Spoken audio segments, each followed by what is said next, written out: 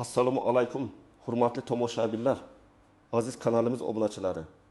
Bugun biz juda jiddiy, hayotiy muhim mavzuga to'xtalamiz. Sizning ekranlaringizda hozir yozuvni ko'rib turganingizdek, 1 maydan boshlab O'zbekiston pensionerlarining hayoti avvalgidek bo'lmaydi. Bu so'zlar ortida nafaqat katta o'zgarishlar, balki ko'pchilik xavotir bilan kutgan holat ham mavjud. Bu ma'lumot har bir pensioner, ularning yaqinlari, umuman olganda jamiyatimizning har bir a'zosi uchun nihoyatda muhimdir. Shuning uchun videoni bir soniya ham o'tkazib yubormasdan oxirigacha tomosha qilishingizni, kanalimizga hozirroq obuna bo'lishingizni va ushbu videoga like bosishni unutmang. Bu bizga bunday muhim ma'lumotlarni ko'proq odamlarga yetkazishga yordam beradi. Muammoning mohiyati, oldin qanday edi va hozir nima o'zgardi? Xo'sh, avvalo tushunib olaylik, pensionerlar hayotida nima o'zgarish kutilmoqda va nima uchun bu o'zgarish ko'pchilikni xavotirga solmoqda. Uzoq yillar davomida mamlakatimizda pensionerlar uchun muayyan bir tizim ishlagan. Masalan, ishlayotgan pensionerlar, ya'ni nafaqa olib, shu bilan birga rasmiy ish joyida faoliyatini davom ettirayotgan shaxslar ikki tomonlama daromadga ega edilar. Bir tomondan davlat tomonidan belgilangan nafaqa, ikkinchi tomondan esa ish haqi. Bu tizim ko'plab pensionerlar uchun qo'shimcha daromad manbai bo'lib xizmat qilar edi. Ayniqsa iqtisodiy qiyinchiliklar davrida turmush darajasini saqlash yoki oshirishda juda muhim edi.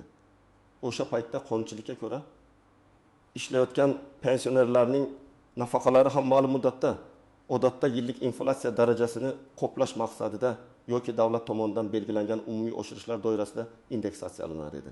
Ba'zi holatlarda ularning ishlash muddatidan kelib chiqib, yig'ilgan ballar yoki to'langan ijtimoiy ajratmalar asosida nafaqalar qayta hisoblanishi mumkin edi. Ammo bu jarayon biroz murakkab bo'lib, hamma ham undan to'liq foydalana olmasdi. Eng asosiysi shundaki, ishlayotganlik fakti nafaqa miqdoriga to'g'ri salbiy ta'sir ko'rsatmas edi. Aksincha, qo'shimcha ish staji va to'langan soliqlar nafaqaning kelajakda o'sishiga xizmat qilishi mumkin edi. Garchi bu o'sish har doim ham sezilarli bo'lmasa-da, va ko'pchilik buni sezmasdi. Bu tizim aholining ish faoliyatini pensiya yoshidan keyin ham davom ettirishga rag'batlantirardi. Chunki har ikki daromad manbai to'liq saqlanib qolar edi. Endi esa vaziyat tubdan o'zgarmoqda. 1 maydan boshlab kuchga kiradigan yangi qonun hujjatlari va tartiblarga muvofiq ishlayotgan pensionerlarga nafaqa to'lash tartibi sezilarli darajada o'zgaradi.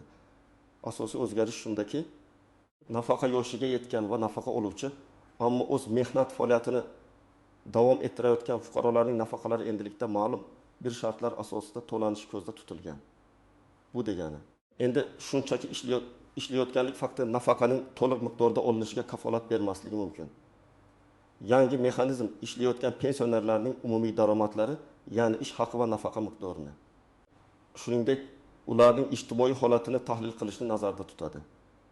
Hukumat doiralarida uzoq vaqtdan beri muhokama qilingan ushbu o'zgarishlar ba'zi ekspertlarning fikriga ko'ra davlat budjetiga tushadigan yukni kamaytirish va pensiya jamg'armasining uzoq muddatli barqarorligini ta'minlashga qaratilgan. Bu demografik o'zgarishlar va pensionerlar sonining ortishi fonida amalga oshirilayotgan muhim islohotdir. Biroq oddiy fuqarolar nuqtai nazaridan bu ularning moliyaviy ahvoliga bevosita ta'sir ko'rsatishi mumkin bo'lgan jiddiy qadamdir. Qo'rqqanimiz shu bo'ldi degan ibora aynan mana shu vaziyatga nisbatan aytilgan bo'lishi mumkin. Chunki ko'pchilik ishlayotgan pensionerlar endi o'z nafaqalarining bir qismidan ayrilishdan yoki ularning miqdori pasayishidan xavotirda. Bu xavotir o'rinli.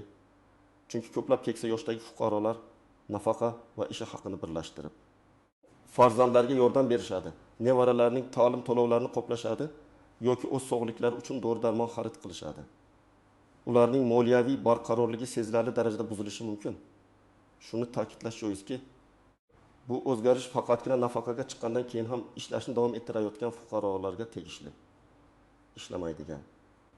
Faqatgina nafaqa hisobiga kun kechirayotgan pensionerlar uchun to'lov tartibida hech qanday fundamental o'zgarish yo'q.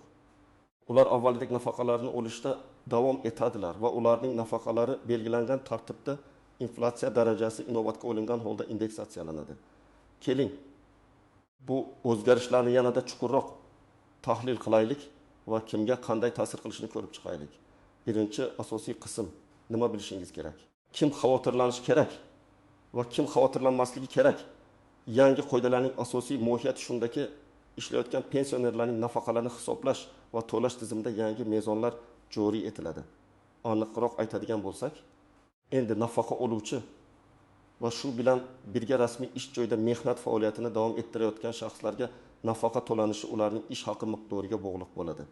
Hukumat qaroriga ko'ra, agar ishlayotgan pensionerning oylik ish haqi ma'lum bir belgilangan miqdordan, masalan, eng kam iste'mol xarajatlari miqdoridan yoki ba'zi hollarda o'rtacha ish haqidan oshsa, uning nafaqasini to'lash tartibi qayta ko'rib chiqiladi. Bu degani bunday pensionerlarga nafaqa to'liq miqdorda emas, balki qisman yoki umuman to'xtatilishi mumkin ish haqi miqdoriga qarab. Bu yangi tartib ijtimoiy adolatni ta'minlash va pensionerlar orasida daromadlar tengsizligini kamaytirishga qaratilgan degan tushuntirishlar berilmoqda. Ammo bu o'zgarishning har bir oila byudjetiga ta'siri juda muhimdir. Kim xavotirlanishi kerak? Eng avvalo, rasmiy ish joyida faoliyat yuritib, nisbatan yuqori yoki o'rtacha darajada maosh oladigan pensionerlar xavotirga tushishi kerak. Bu nafaqat davlat tashkilotlarida, balki xususiy sektor korxonalarida ishlaydiganlarni ham o'z ichiga oladi. Misol bir aytaylik, Xolmat aka 65 yoshda 40 yillik mehnat stajiga ega va hozirda oyiga 20 million 800 ming so'm miqdorida nafaqa oladi. Shu bilan birga u o'z mahallasidagi maktabda qorovul bo'lib ishlaydi va uning oylik ish haqi 1 million 500 ming so'mni tashkil etadi. Umumiy oylik daromadi 3 million 300 ming so'm. Yangi qoidalar joriy etilgunga qadar u har ikki manbada ham to'liq daromad olardi.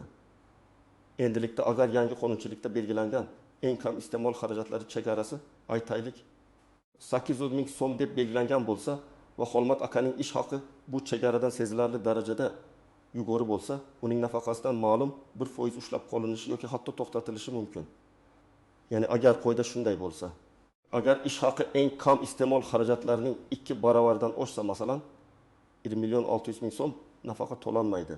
Xolmat aka o'z nafaqasidan butunlay ayrilishi mumkin. Bu uning oilaviy byudjetiga jiddiy zarba bo'ladi. Chunki u nafaqa pulini o'g'lining to'yi uchun yig'ayotgan edi. Bu shunchaki 1 million 800 ming so'mni yo'qotish emas. Bu uning o'g'lining to'y fondiga muntazam ravishda qo'shib borish orzusi. Uzoq oylar davomida qattiq mehnat qilib yig'gan mablag'i endi sezilarli darajada qiyinlashadi. Bunday kutilmagan moliyaviy o'zgarishning psixologik ta'siri ayniqsa barqarorlikka tayangan keksa yoshdagi inson uchun e'tibordan chetda qolmasligi kerak. U o'z turmush tarzini qayta ko'rib chiqishga, kundalik xarajatlarni kamaytirishga yoki hatto qo'shimcha potensial og'ir norasmiy ish topishga majbur bo'lishi mumkin. Bu esa xavfsiz qariyalik g'oyasiga zid keladi. Misol 2. Shahar shifoxonasida 62 yoshli Mavluda opa hamshira bo'lib ishlaydi. Uning nafaqasi 1 million 600 ming so'm, oylik ish haqi esa 2 million 200 ming so'm. Umumiy daromadi 3 million 800 ming so'm. Mavluda opa ishini yaxshi ko'radi va nafaqa yoshiga yetgan bo'lsa ham ishdan ketish niyatida emas. Chunki uning tajribasi juda qadrli. Yangi tartibga ko'ra, agar ish haqi ma'lum bir maksimal chegaradan oshsa, nafaqa to'lov qayta ko'rib chiqiladi. Agar shu chegara deylik 2 million so'm deb belgilangan bo'lsa, Mavluda opaning ish haqi bu chegaradan oshgani sababli unga nafaqa to'liq emas, balki qisman to'lanadi. Ya'ni uning 1 million 600 ming so'mlik nafaqasining masalan 20%, ya'ni 800 ming so'm to'xtatilib, faqat 800 ming so'm to'lanishi mumkin. Bu ham uning moliyaviy barqarorligiga salbiy ta'sir qiladi. Chunki u har oy farzandining ipoteka krediti uchun yordam berib turardi. Xususan, nafaqasi yarimga qisqarishi oyiga 800 ming so'm yo'qotishni anglatadi. Bu pul uning qizining uy kreditini to'lashiga yordam berish uchun ajratilgan edi. Endi uning qizi bu yukni to'liq o'z zimmasiga olishga majbur bo'ladi. Bu esa uning oilasiga moliyaviy bosimni oshirishi mumkin. Yoki Mavluda opa o'zining shaxsiy ehtiyojlaridan, masalan, dori-darmon xarididan, to'yimli ovqatlanishdan yoki uning sog'lig'iga va ruhiy holatiga ijobiy ta'sir etadigan ijtimoiy faoliyatdan voz kechishga majbur bo'ladi. Kim xavotirlanmasligi kerak? Birinchi navbatda, ishlamaydigan pensionerlar uchun hech qanday o'zgarish yo'q. Ular avvalgidek nafaqalarini oladi va davlat tomonidan belgilangan har qanday oshirishlar ularga ham tegishli bo'ladi. Ularning nafaqalari odatdagidek va'da qilingandek oshirib boriladi. Ikkinchidan, nogironligi tufayli nafaqa oladigan shaxslar hatto ular rasmiy ish joyida ishlasa ham bu o'zgarish ularga ta'sir qilmasligi mumkin.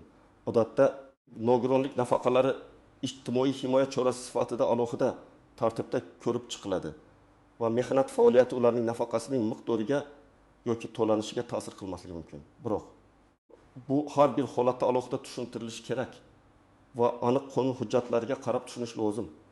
Chunki ba'zi holatlarda ish turi yoki daromad miqdori ma'lum cheklovlarni keltirib chiqarishi mumkin. Uchinchidan, ishlayotgan bo'lsa ham, lekin ularning ish haqi juda past bo'lgan, ya'ni belgilangan eng kam ish haqi miqdoriga yaqin yoki undan ham past bo'lgan pensionerlar ham xavotirlanmasligi kerak. Bunday hollarda odatda qonun hujjatlarida minimal darajani himoya qilish mexanizmlari nazarda tutiladi. Masalan, agar pensionerning ish haqi belgilangan eng kam iste'mol xarajatlardan past bo'lsa, deylik 200 ming so'm. Uning nafaqasi to'liq hajmda to'lanishda davom etishi mumkin. Bu davlatning ijtimoiy adolat tamoyillariga sodiqligini ko'rsatuvchi muhim jihatdir. Misol uchun, qishloqda yashovchi 7 yoshli Gulnora aya o'z hovlisida kichikroq do'kon ishlatadi, lekin u rasman ishga joylashmagan va hech qanday soliq to'lamaydi, ya'ni norasmiy faoliyat olib boradi. Uning oylik nafaqasi 1 million 200 ming so'm. Yangi qoidalar rasmiy ish bilan band bo'lgan pensionerlarga tegishli bo'lganligi sababli Gulnora ayaning vaziyatiga hech qanday o'zgarish kiritilmaydi. U o'z nafaqasini avvalgidek to'liq miqdorda olishda davom etadi. Uning daromadi rasmiy hisobga olinmagani uchun pensiya jamg'armasi uning norasmiy faoliyatidan xabardor bo'lmaydi va uning nafaqasiga ta'sir qilmaydi. Misol, 4 shaharda yashovchi 13 yoshli Bobur aka nogironlik nafaqasi oladi. Uning sog'lig'i tufayli yengil ishda, bir firmada yarim stavkada ishlaydi. Uning nogironlik nafaqasi 1 million 500 ming so'm, ish haqi esa 1 million so'm. Yangi qoidalar odatda nogironlik nafaqalariga ta'sir qilmaydi. Chunki ular ijtimoiy qo'llab-quvvatlash chorasi sifatida ko'riladi. Shunday ekan, Bobur aka ham avvalgidek o'zining nogironlik nafaqasini to'liq olishda davom etadi va ish haqi ham uning nafaqasiga ta'sir qilmaydi.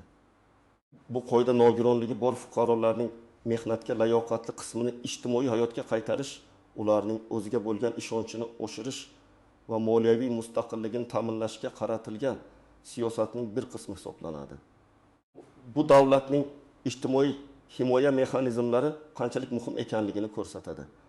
Asosiy ikkinchi qism istisnolar, tuzoqlar va noaniq nuanslar har qanday yangi qonun hujjatida bo'lganiga bu yangi tartibda ham istisnolar. Tuzoqlar va ko'pchilik e'tibor bermaydigan noaniq nuanslar mavjud.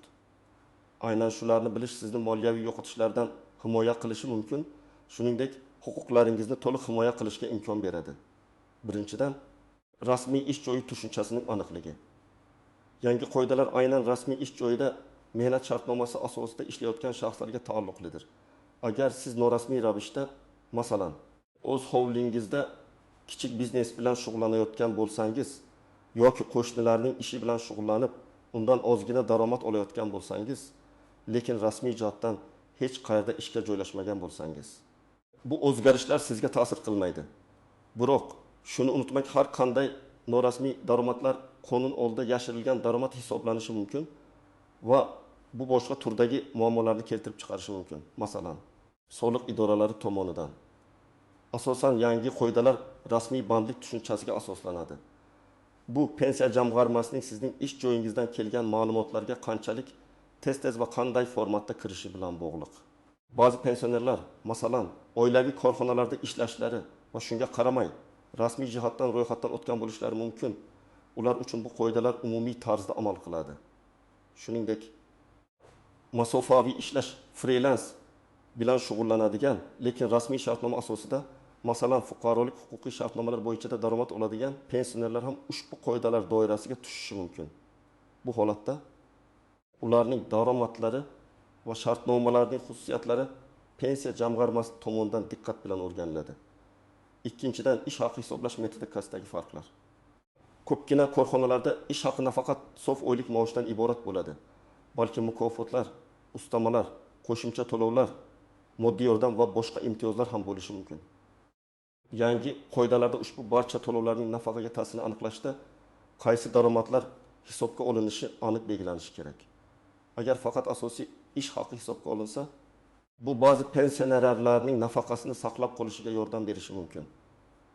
Ammo agar barcha turdagi to'lovlar, shu jumladan mukofotlar va ustamalar ham ish haqi sifatida hisobga olinsa, unda ko'proq pensionerlarning nafaqalari qisqarish xavfi mavjud bo'ladi. Bu juda muhim nuans bo'lib, unga alohida e'tibor qaratish lozim. Hali jamoatchilikka e'lon qilinmagan tafsilotlarda aynan shu jihatlar aniqlashtirilishi kerak. Ushbu noaniqlik pensionerlar orasida jiddiy stress va xavotirni keltirib chiqarmoqda. Ular uzoq yillik xizmati uchun berilgan bonuslar, xavfli sharoitlardagi ishi uchun qo'shimcha to'lovlar yoki davlat korxonalari tomonidan tez-tez beriladigan yillik moddiy yordam ham nafaqaga qarshi hisobga olinadimi yo'qmi degan savol bilan yashamoqda. Hisoblanadigan daromad tushunchasining aniq va to'liq ro'yxati shaffoflik va adolatli tatbiq etish uchun mutlaq zarurdir. Uchinchidan, qayta hisoblash mexanizmi va muddati. Yangi qoidalarga ko'ra, pensionerning ish haqi miqdori o'zgarganda yoki u ishdan bo'shaganda uning nafaqasi qayta hisoblanishi kerak. Bu qayta hisoblash qanchalik tez amalga oshiriladi? Agar qayta hisoblash jarayoni uzoq muddat talab qilsa, bu davr mobaynida pensionerlar moliyaviy qiyinchiliklarga duch kelishi mumkin. Masalan, agar biri pensioner yuqori maoshli ishdan past maoshli ishga o'tsa, uning nafaqasi darhol qayta tiklanmasligi yoki oshirilmasligi mumkin. Aksincha, agar u yuqori maoshli ishga o'tsa, uning nafaqasi tezda qisqartirilishi mumkin. Shuningdek, pensiya jamg'armasi ish joyidan ma'lumotlarni qanday olishi va ularni qayta ishlashi ham muhim. Elektron tizimlar orqali avtomatik ravishda amalga oshirilishi tezlikni ta'minlaydi. Biroq ma'lumotlar almashinuvida uzilishlar bo'lsa, xatolar yuzaga kelishi mumkin. Bu esa pensionerlarning qonuniy haqqi bo'lgan nafaqasini olishda norozilik va muammolarga olib kelishi mumkin. Bu jarayon nafaqat pensiya jamg'armasi uchun, balki pensionerning o'zi uchun ham katta ma'muriy yuk bo'ladi. Tasavvur qiling, keksa yoshli bir inson doimiy ravishda o'z daromadlaridagi o'zgarishlarni kuzatib borishi, pensiya jamg'armasi idorasiga tashrif buyurishi, hujjatlar topshirishi va keyin nafaqasining qayta hisoblanishini kutishi kerak. Bu jarayon ayniqsa harakatlanishi cheklangan yoki chekka hududlarda yashovchi insonlar uchun juda qiyin, vaqt talab qiluvchi va hissiy jihatdan charchatuvchi bo'lishi mumkin. 4-dan, ba'zi bir maxsus kasb egalari uchun istisnolar bo'lishi mumkinligi. Masalan, sog'liqni saqlash ta'lim sohasida ishlaydigan, ilm-fan bilan shug'ullanadigan yoki madaniyat sohasida faoliyat yuritayotgan pensionerlar uchun ma'lum imtiyozlar saqlanib qolinishi mumkin. Chunki bu sohalarda kadrlar tanqisligi seziladi va tajribali mutaxassislarni saqlab qolish davlat siyosatining ustuvor yo'nalishlaridan biri hisoblanadi. Agar bunday imtiyozlar mavjud bo'lsa, bu haqda rasmiy manbalarda alohida ko'rsatma berish kerak. Hozircha bunday istisnolar haqida aniq ma'lumotlar berilmagan, lekin kelajakda paydo bo'lishi ehtimoli yuqori. Misol uchun, shifokorlar yoki oliy ta'lim muassasalari o'qituvchilari kabi mutaxassislar uchun ularning nafaqalari to'liq hajmda to'lanishi va qo'shimcha ravishda ish haqi olishga imkon berilishi mumkin. Chunki ularning tajribasi va bilimi jamiyat uchun juda qadrli hisoblanadi. Bu holatda ularning ijtimoiy himoyasini kuchaytirish va ularni ish joylarida qolishga rag'batlantirish muhim ahamiyat kasb etadi. Bu shunchaki bir iltifot emas, balki muhim xizmatlarni saqlab qolish uchun strategik qaror hisoblanadi. Pensiya qisqartirishlar tufayli tajribali shifokorlar yoki o'qituvchilarni ishdan bo'shatish sog'liqni saqlash va ta'lim tizimlariga, ayniqsa bunday mutaxassislarning tanqisligi kuzatiladigan qishloq joylarida jiddiy zarar yetkazishi mumkin. Davlat ularning xizmatdan katta foyda ko'radi. Shuning uchun istisnolar yaratish mantiqiy va foydali siyosat bo'ladi. Amaliy maslahatlar. Nima qilish kerak? Hurmatli tomoshabinlar, bu o'zgarishlar sizga bevosita ta'sir qilishi mumkinligi sababli bir qator amaliy choralarni ko'rishingiz shart. Bu choralar sizning huquqlaringizni himoya qilishga va moliyaviy yo'qotishlarni minimallashtirishga yordam beradi. 1. Qonun hujjatlarini diqqat bilan o'rganing. Hozirda e'lon qilingan umumiy ma'lumotlardan tashqari, 1 mayga qadar ushbu o'zgarishlarni tartibga soluvchi barcha normativ huquqiy hujjatlar, xususan Vazirlar Mahkamasining qarori yoki prezident farmoni e'lon qilinishi kutilmoqda. Ularni imkon qadar tezroq topib, diqqat bilan o'rganing. Rasmiy manbalar, masalan, O'zbekiston Respublikasi Adliya vazirligining Lex.uz portali yoki pensiya jamg'armasining rasmiy veb-sayti bunga yordam beradi. Unda aynan qaysi pensionerlar kategoriyasiga qanday o'zgarishlar tegishli ekanligi, nafaqa to'lovlari qanday hisoblanishi, qaysi daromadlar hisobga olinishi va qaysilar inobatga olinmasligi kabi barcha tafsilotlar yozilgan bo'ladi. Har bir bandni tushunishga harakat qiling. ki shayton tafsilotlarda yashaydi degan naql bor. Hujjat tilini tushunish har doim ham oson bo'lmasligi mumkin. Shuning uchun agar tushunmasangiz, mutaxassislardan yordam so'rashdan tortinmang. Qonunni o'rganmaslik, bilmaslik javobgarlikdan ozod etmaydi. 2. Pensiya jamg'armasining hududiy bo'limiga murojaat qiling. Agar siz ishlayotgan pensioner bo'lsangiz va o'z vaziyatingizdan xavotirda bo'lsangiz, birinchi navbatda yashash joyingizdagi pensiya jamg'armasining hududiy bo'limiga shaxsan borib murojaat qiling. U yerda sizga o'zingizning aniq holatingiz bo'yicha maslahat berishlari shart. O'zingiz bilan shaxsni tasdiqlovchi hujjat, pasport, pensiya guvohnomasi va ish joyingizdan so'nggi 3-6 oylik ish haqingiz to'g'risidagi ma'lumotnomani olib boring. Ma'lumotnomada barcha mukofotlar, ustamalar va boshqa qo'shimcha to'lovlar aniq ko'rsatilgan bo'lishi muhimdir.